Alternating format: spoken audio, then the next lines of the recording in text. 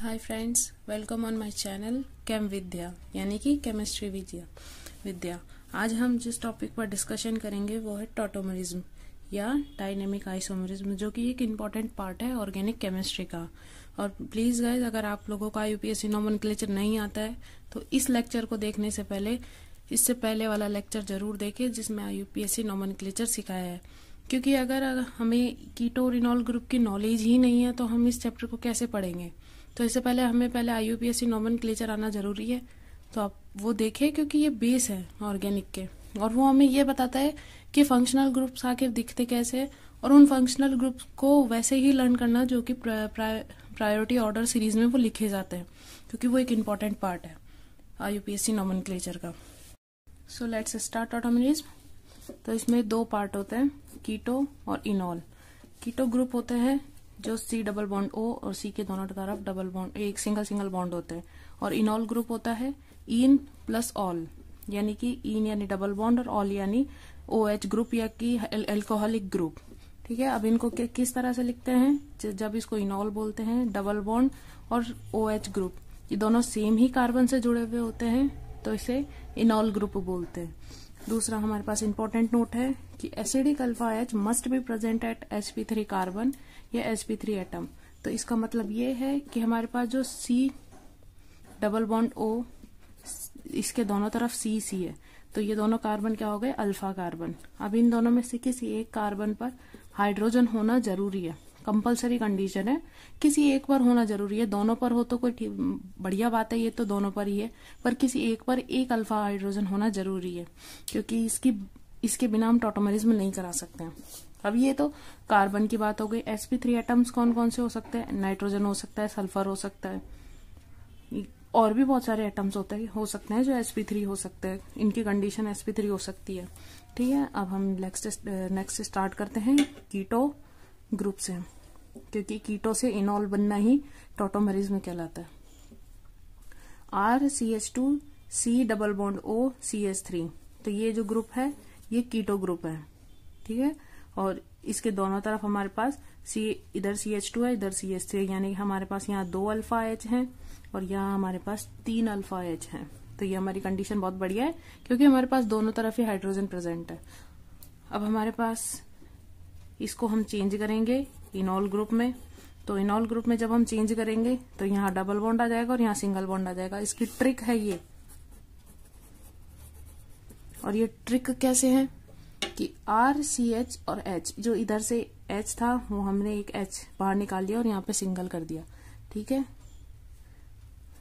तो हमने इसको जब ऐसे लिखा तो CHH, इसका सिंगल बॉन्ड को हमने यहाँ उठा दिया और ये H बाहर चला गया, और C डबल बॉन्ड O में ये हमारे पास लेस EN एटम है और ये हमारे पास मोर EN एटम है। तो जब कार्बन के पास डबल बॉन्ड हो जाएंगे तो ऑक्सीजन उसको देखकर ये बोलेगा, भाई तेरे पास पावर तो है नहीं, तो इसको संभाल तो सकता नहीं है, तो फिर तेरे पास डबल बॉन्ड कैसे आ जाएगा? क्योंकि तेरी तो वैलेंसी भरी हुई है, 1 2 3 4, तेरे पास तो 4 सिंगल बॉन्ड्स पहले से ही है, तो तेरी वैलेंसी तो भरी हुई नहीं है, और ऊपर से तेरे पास एक और बॉन्ड आ जाएगा, तो तू संभाल तो पाएगा नहीं, क्योंकि तेरी तो इलेक्ट्रॉन नेगेटिविटी भी कम है। तू एक काम कर, ये बॉन्ड मुझे दे दे। तो ये ऑक्सीजन क्या करेगा? इस बॉन्ड को अपने पास ले जाएगा, इसको अपने पास ले जाएगा, क्योंकि ये मोर EN एटम है, तो ये बॉन्ड यहाँ पे जाएगा और ये बॉन्ड यहाँ पे जाएगा, तो यहाँ पे निगेटिव आ जाएगा और ये हाइड्रोजन बाहर चला जाएगा। अब ये बाहर कहाँ जाएगा, कैसे जाएगा, हम आगे पढ़ेंगे। RCH double bond CO negative CH3। अब ये ऑक्सीजन बोलेगा, भाई मैंने ले तो लिए, लेकिन मैं इसको कंप्लीट कैसे करूं? मैं स्टेबिलिटी कैसे लेकर आऊं खुद में? तो वो स्टेबिलिटी लाने के लिए H2O से एक H+ निकाल लेगा और उसको खुद के साथ जोड़ लेगा, और ये क्या बन जाएगा? Alcohol group OH। तो डबल बॉन्ड और OH, तो इसको ऑल लिखते हैं और इसको इन लिखते हैं, इन दोनों को ऐड करके इनॉल। ठीक है, अब हमारे पास कुछ एग्जांपल्स है। अब इन एग्जांपल्स में हमें ये बताना है कि क्या ये टॉटोमरिज्म शो करेंगे या नहीं करेंगे। ठीक है, तो इसके पास देखते हैं। ये हमारे पास मेन कार्बन एटम है जो कि कीटो ग्रुप है। कीटो ग्रुप नहीं है ये पूरा, वैसे कार्बोक्सिलिक ग्रुप है, लेकिन हम मानते हैं कि भाई कीटो को इनॉल में चेंज करना है, तो हम इस ग्रुप को मेन लेते हैं। वैसे कार्बोक्सिलिक ग्रुप है, इसे कीटो नहीं बोल सकते। तो अब हमें इसकी अल्फा पोजीशन पे देखना है। इधर तो अल्फा हो नहीं सकती, अब इधर ही अल्फा होगी, और अल्फा में भी इसके पास कार्बन नहीं है, तो कार्बन नहीं है तो अल्फा हाइड्रोजन नहीं है, तो ये शो नहीं करेगा। नेक्स्ट देखते हैं हम, ये ऑलरेडी इनॉल ग्रुप है क्योंकि यहाँ इन और ऑल दोनों ही जुड़े हुए हैं। नेक्स्ट हमारे पास है ये हमारा मेन ग्रुप है जिसके हम दोनों साइड अल्फा पोजीशन चेक करेंगे। जब हम इसके अल्फा पोजीशन चेक करेंगे तो ये अल्फा और ये अल्फा, अब इसको जब हम खोल के लिखेंगे तो C double bond O C, 1 2 3 carbon जुड़े हुए हैं इससे, और इससे भी 1 2 और 3, इससे भी 3 कार्बन जुड़े हुए हैं, तो इसके पास भी अल्फा H नहीं है, इसके पास भी अल्फा H नहीं है, तो ये भी शो नहीं करेगा। ठीक है, अब नेक्स्ट देखते हैं ये वाला कार्बन, ये एल्डिहाइड ग्रुप है पूरा।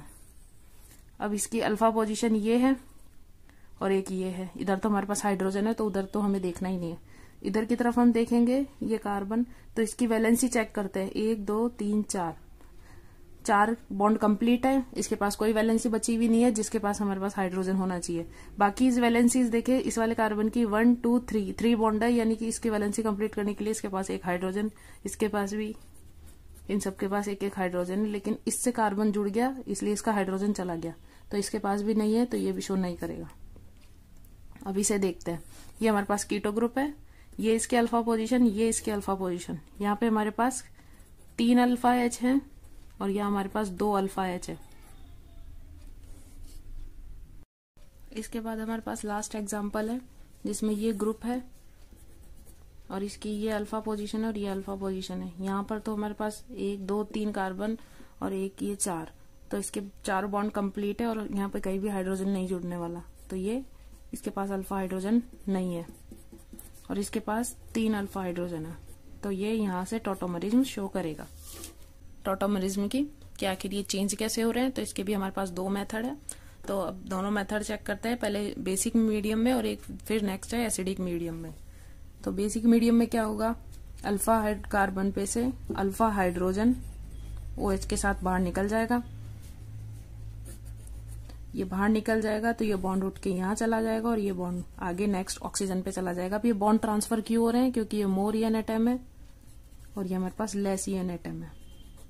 ठीक है, तो कार्बन इजीली उसको ये कहेगा भाई तू ले जा इलेक्ट्रॉन, मेरे पास वैसे भी वैलेंसीज ज्यादा हो रही है तो तू इलेक्ट्रॉन ले जा। तो यहाँ पे CH2 क्योंकि ये बॉन्ड यहाँ पे आ गया, और C OP negative CH3, H plus from H2O, यहाँ पे से ये H जुड़ जाएगा यहाँ पे, तो ये OH CH3 हो जाएगा, OH CH3। ठीक है, नेक्स्ट हमारे पास है सेकंड मेथड जो कि एसिडिक मीडियम में है। अब एसिडिक मीडियम में क्या है, हमारे पास ऑक्सीजन के पास 2 लोन पेयर होते हैं।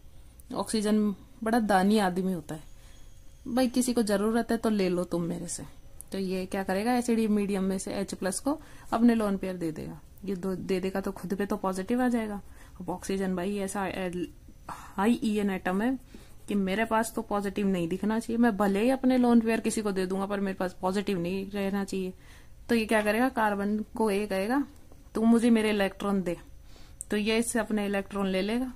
तो ये कार्बन के पास 3 वैलेंसी, अब ये भी कहेगा कि मुझे भी तो कंप्लीट करने दो कहीं से, तो ये अपने अल्फा कार्बन से अल्फा हाइड्रोजन को बाहर निकाल के और इसके बॉन्ड को खुद ले लेगा।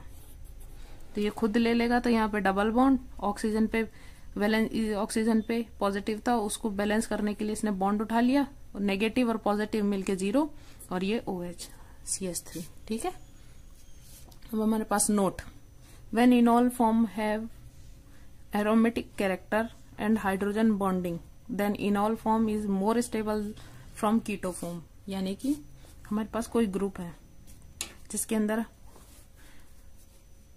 जैसे कि ये नेक्स्ट एग्जांपल, ये कीटो ग्रुप है, ये कीटो ग्रुप है और ये इनॉल ग्रुप में चेंज हो गया, लेकिन इसमें एक मेन बात ये है कि ये हमारे पास एरोमेटिक बन गया।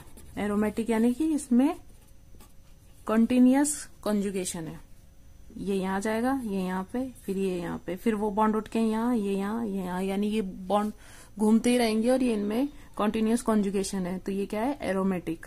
और ये क्या है, नॉन एरोमेटिक, क्योंकि हमारे पास यहाँ पे sp3 कार्बन है। ठीक है, तो ये कीटो ग्रुप इनॉल ग्रुप में चेंज हो जाता है और ये इनॉल ग्रुप कीटो ग्रुप से ज्यादा स्टेबल होता है। जो ये एरो होता है, जिस तरफ ये ज्यादा एरो जा रहा है उसकी स्टेबिलिटी को बताता है कि ये वाला पार्ट ज्यादा स्टेबल है और ये वाला पार्ट कम स्टेबल है। ठीक है, ये हमारे पास नेक्स्ट एग्जांपल्स है कुछ।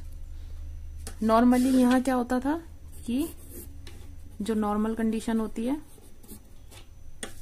नॉर्मल कंडीशन में क्या होता है, keto is more stable than enol form, क्योंकि C double bond O more stable from C double bond C। ठीक है, अब हमारे पास कुछ एग्जांपल्स है जहां पे हमें इसकी कीटो फॉर्म से इनॉल फॉर्म बनानी है। ये दो कीटो फॉर्म है, इससे हमें इसकी इनॉल फॉर्म बनानी है। बहुत आसान है, हमें अल्फा H देखना है। अब अल्फा H भी वो H देखना है जब हम उस अल्फा H को हटाएं, तो जो हमारे पास बीच में जो आ रहा है, जैसे कि ये CH3 बीच में आ रहा है, तो ये जब अल्फा H बाहर जाएगा, एक बार को हम मान लेते हैं, वैसे गलत मानते नहीं है क्योंकि ये कंडीशन कहीं बनती नहीं है, लेकिन अगर हम इसमें मान ले कि ये अल्फा H बाहर जा रहा है तो इसके ऊपर इलेक्ट्रॉन डेंसिटी बढ़ जाएगी। ये इलेक्ट्रॉन डेंसिटी बढ़ जाएगी तो यहाँ क्या मान लेते हैं, निगेटिव। ये निगेटिव अब इधर भी कॉन्जुगेशन कर सकता है और इधर भी कॉन्जुगेशन में कर सकता है, तो यानी कि ये निगेटिव दोनों तरफ में क्रॉस कॉन्जुगेशन में है, यानी इसके तो मजे ही है दोनों तरफ से, भले तुम मेरे इधर से कॉन्जुगेशन कर लो या इधर से कॉन्जुगेशन कर लो। तो ये कहता है भाई मेरे से तो निकाल दो हाइड्रोजन को बाहर, क्योंकि मेरे तरफ तो दोनों तरफ ही मजे है, तो मेरे को तो निकाल दो हाइड्रोजन को बाहर। तो हाइड्रोजन को बाहर निकाल देंगे तो ये इस वाली कंडीशन में मैक्सिमम स्टेबिलिटी वाला निगेटिव बनेगा। अगर हमारा मन नहीं मान रहा है कि इधर दोनों तरफ भी तो हम इनको क्यों नहीं लेते, तो हम एक बार इधर भी बना के देख ले, ये निगेटिव ले लेते। अब ये वाला निगेटिव आ गया तो ये क्या करेगा, ये इसको ले जाएगा और ये इसको ले जाएगा, लेकिन इसके पास इधर कोई और कार्बन नहीं है या कोई और कंडीशन नहीं है जिससे ये कॉन्जुगेशन कर सके। तो ये क्या कहेगा, भाई मेरे तो यही वाली सबसे स्टेबल है, मैं तो इधर से ही बनाऊंगा। तो ये इधर से बनाएगा तो ये हाइड्रोजन बाहर, ये सिंगल बॉन्ड यहाँ जाएगा और ये बॉन्ड उठ के यहाँ आ जाएगा। CH3 C double bond O C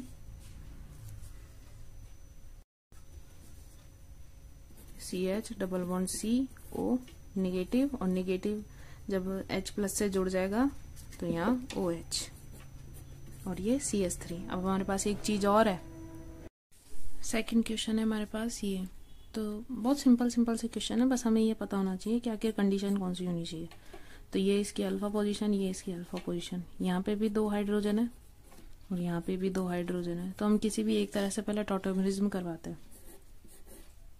क्या होगा, ये हाइड्रोजन का बॉन्ड यहाँ पे आएगा और ये बॉन्ड डबल बॉन्ड उठ के यहाँ पे चला जाएगा।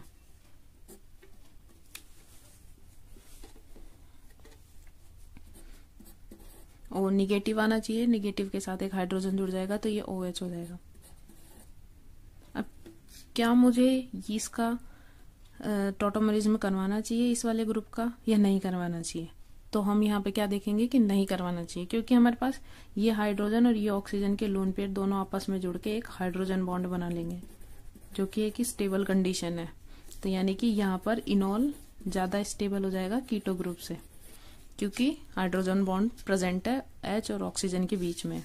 अब नेक्स्ट हमारे पास है ये कंडीशन नाइट्रोजन वाली, ठीक है। अब इसके साथ हमारे पास डबल बॉन्ड है। इस ग्रुप में कीटो और इनॉल वाली टॉटोमरिज्म नहीं होगी, लेकिन टॉटोमरिज्म वाली कंडीशन है। यहाँ पे हम टॉटोमरिज्म करवा सकते हैं। कैसे करवाएंगे, वही अल्फा का हाइड्रोजन और इधर भी अल्फा हाइड्रोजन, इनमें से किसी एक का बॉन्ड यहाँ पे रखेंगे और इसको स्टेबिलिटी देने के लिए आगे नेगेटिव ट्रांसफर कर देंगे। तो ये N पे एक और नेगेटिव आएगा, वो नेगेटिव हाइड्रोजन ले लेगा और यहाँ पे H2 हो जाएगा और ये डबल बॉन्ड हो जाएगा, ठीक है। तो ये क्या बन गया, अमीन ग्रुप। फोर्थ एग्जांपल हमारे पास ये है। अब ये ना आप लोग खुद एक बार ट्राई करो पॉज करके वीडियो, क्योंकि मेरे से देख लोगे तो आप लोगों को आ ही जाएगा सीधे, पर एक बार खुद ट्राई करना, ठीक है। अब इसमें जब हम करेंगे तो ये क्या है, अल्फा कार्बन और ये अल्फा एटम, क्योंकि ये कार्बन नहीं है तो ये अल्फा है। क्या हम ये देख सकते हैं कि ये sp2 है या sp3? तो ये क्या है, sp2। तो इस वाली कंडीशन को तो हमें देखना ही नहीं है। अब इधर आते हैं, इधर हम देखेंगे, इधर हम देखते हैं तो इस नाइट्रोजन के पास एक हाइड्रोजन है और ये क्या है, अल्फा एटम। तो हम वही करेंगे, इस हाइड्रोजन को बाहर निकाल देंगे, इस बॉन्ड को यहाँ पे और इसे ऑक्सीजन पर।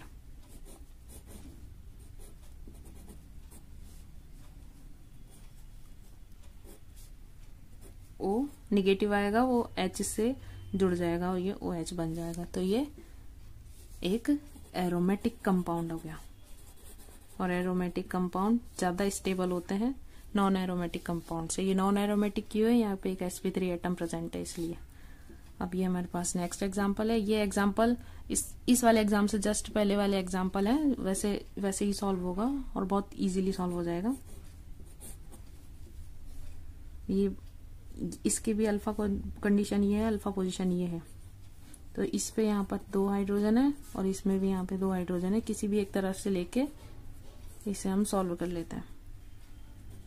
यहाँ पे OH बन जाएगा, ये डबल बॉन्ड और ये O, वही यहाँ पे हाइड्रोजन बॉन्डिंग आ जाएगी। हाइड्रोजन बॉन्डिंग आ गई तो ये ज्यादा स्टेबल हो जाएगा इससे। तो ये एरो यही दिखा रहा है कि ये ज्यादा स्टेबल है इस वाले एटम से, कंपाउंड से, सॉरी। अब यहाँ पे हम देखते हैं क्या ये स्टेबल बनाएगा या नहीं बनाएगा। ये बता तो रहा है एरो हमें कि ये स्टेबल नहीं है, पर क्यों नहीं है अभी देखते हैं। ये इसका अल्फा कार्बन पे इसके पास 2 हाइड्रोजन, तो एक हाइड्रोजन से ये यहाँ लेगा और एक एटम बॉन्ड यहाँ पे आगे चला जाएगा ऑक्सीजन एटम पे और ऑक्सीजन एटम हाइड्रोजन से जुड़ जाएगा। क्या हमें एरोमेटिक, नॉन एरोमेटिक और एंटी एरोमेटिक की कंडीशंस पता है? अगर नहीं पता है तो अभी समझ लेना कि एंटी एरोमेटिक, ये वाला पॉइंट हमें यही बता रहा है स्टेबिलिटी में कि एरोमेटिक सबसे ज्यादा स्टेबल होता है, फिर नॉन एरोमेटिक और एंटी एरोमेटिक। ये इसका आगे डिटेल डिस्कशन करेंगे क्योंकि ये इस लेक्चर में नहीं समझाया जा सकता। ये समझ लो, एरोमेटिक ज्यादा स्टेबल होता है, नॉन एरोमेटिक और फिर एंटी एरोमेटिक। तो ये जो डबल बॉन्ड, 2 बॉन्ड आ गए एक ही कंपाउंड में, ये ट्रिक है कि एक ही कंपाउंड में 2 बॉन्ड एक साथ, तो ये एक एंटी एरोमेटिक कंडीशन है। इस कंपाउंड में कहीं भी sp3 कार्बन नहीं बचा है, ये सब sp2 कार्बन हो गए हैं और इस पूरे कंपाउंड में 2 ही डबल बॉन्ड है।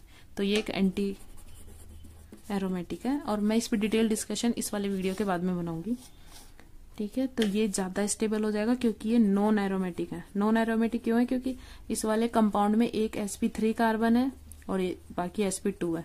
sp2 कितने भी हो, पर कहीं कंपाउंड में एक sp3 कार्बन मिल गया साइक्लिक कंपाउंड में, तो वो कंपाउंड नॉन एरोमेटिक हो जाता है, ठीक है। अब हमारे पास 2 एग्जाम्पल और है लास्ट। ये थोड़े डिफिकल्ट से लगते हैं पर हो जाएंगे जब इनका हम बनाते हैं। तो अब हम देखते हैं, ये इसकी अल्फा पोजीशन, ये बीटा और ये गामा पोजीशन है। तो हम देख रहे हैं भाई अल्फा पे तो नहीं है हाइड्रोजन, बीटा पे भी हाइड्रोजन, दोनों पे हाइड्रोजन है पर दोनों ही कार्बन sp2 है और जो ये गामा पोजीशन वाला है वो sp3 है। तो क्या हम यहाँ से ले सकते हैं? तो हाँ, यहाँ पे रेजोनेंस हो जाएगा और रेजोनेंस होने की वजह से हम यहाँ वाले हाइड्रोजन को यूज कर सकते हैं। यहाँ वाले हाइड्रोजन को यूज करने के लिए हम स्ट्रक्चर को पहले इधर बना लेते हैं। अब यहाँ पे हम रेजोनेंस करवाते हैं क्योंकि हाइड्रोजन जाएगा तो हाइड्रोजन बाहर निकलेगा, तो यहाँ पे हम इस कार्बन पर इलेक्ट्रॉन डेंसिटी मानते हैं कि ज्यादा हो गई क्योंकि यहाँ पे एक बॉन्ड खाली हो गया और इसके पास इलेक्ट्रॉन्स भी पूरे हैं क्योंकि यहाँ पे H+ बाहर निकल रहा है। H+ बाहर निकलेगा तो यहाँ पे नेगेटिव, ये नेगेटिव यहाँ पर आएगा तो ये बॉन्ड उठ के यहाँ जाएगा।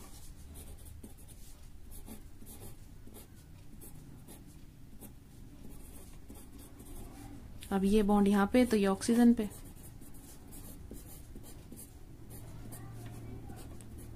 ये ऑक्सीजन पे जाएगा तो यहाँ पे एक हाइड्रोजन जुड़ के H ग्रुप बन जाएगा, यहाँ पे OH ग्रुप बन जाएगा, ठीक है। अब ये नेक्स्ट वाला आप खुद सॉल्व करना और मुझे कमेंट में जरूर बताना इसका आंसर, नाम लिख के बता देना क्या बन रहा है, या फिर मुझे फोटो खींच के इंस्टाग्राम पे सेंड कर देना। इंस्टाग्राम पे अपनी आईडी है कैम विद्या के नाम से और टेलीग्राम ग्रुप भी है कैम विद्या के नाम से ही।